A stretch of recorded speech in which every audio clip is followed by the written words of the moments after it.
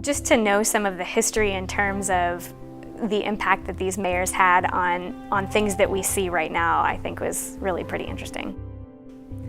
The history of Ames is a history of its people, its leaders, its movers and shakers.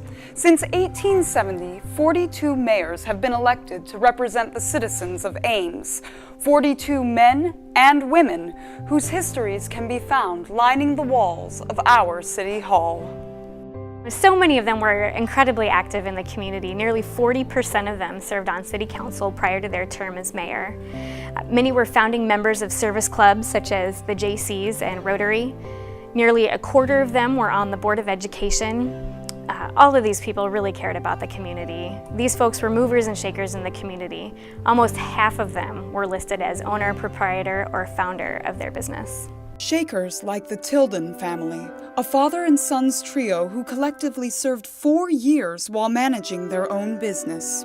Or Joseph Lawler, who survived both world wars, earning campaign and victory honors during his military career. Lawler, along with his naval command, were even featured in the John Wayne film, The Fighting Seabees. Then there was Father Paul Goodland. Mayor Paul Goodland, who of course many folks are well aware of as he was mayor in the 1980s, established ASSET, which is comprised of the City of Ames, Story County, Iowa State's Government of the Student Body, and United Way of Story County to recommend the allocation of funds to human services agencies. And this was a real unique funding system to Story County. As for the movers, there was Parley Sheldon, who served as mayor for 18 years. I think the mayor with probably the biggest impact on the relationship between the city and Iowa State was probably Parley Sheldon. He supported the Ames and College Railway's efforts to lay tracks from downtown to the Iowa Agricultural College, and he also saw the city's annexation of IAC and surrounding lands in 1893. Also under one of Sheldon's many terms, women were first allowed to vote in city elections years before the 19th Amendment would be ratified. And then came Wallace Greeley. Wallace Greeley comes to mind as a mayor who made pretty big contributions to the city of Ames. Wallace and his wife Mary lost 2 children in infancy, and Mary passed away in 1914.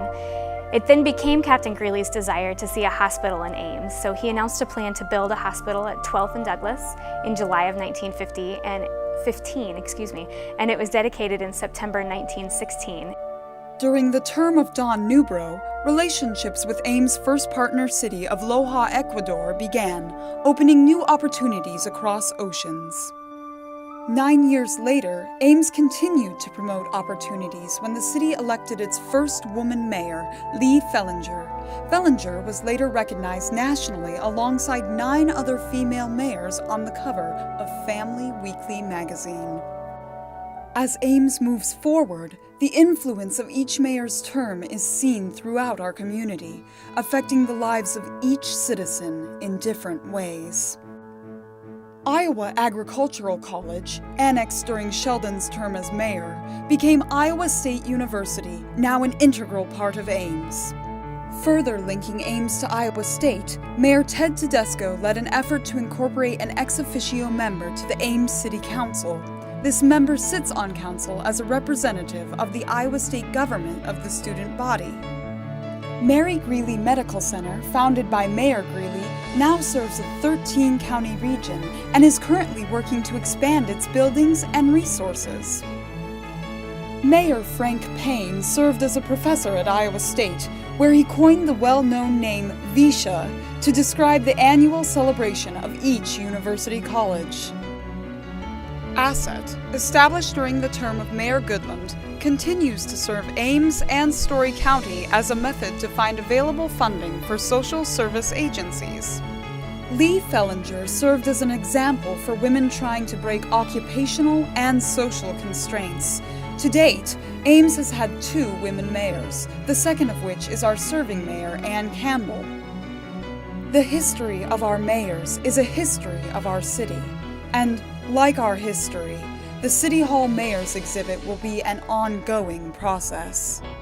I think the plan all along was to have something here in City Hall as a point of reference where as people are coming and going for council meetings to pay their utility bill. You know, whatever reason folks are in City Hall, this is such a good resource as kind of the headquarters of the mayor to have all this information right here. We don't have one of the frames up for Ann Campbell, and we will not put hers in until she is no longer mayor. So I think that this is a project that will sort of slowly continue over time. Ames is our city, and its mayors are a part of our past, present, and future. Want to learn more? Visit City Hall at 515 Clark Avenue. This is our history, Ames, and it's ours to share. I think we've got to know where we came from. I learned so much while researching this project, not only about the mayors of the city, but also the city's history in general.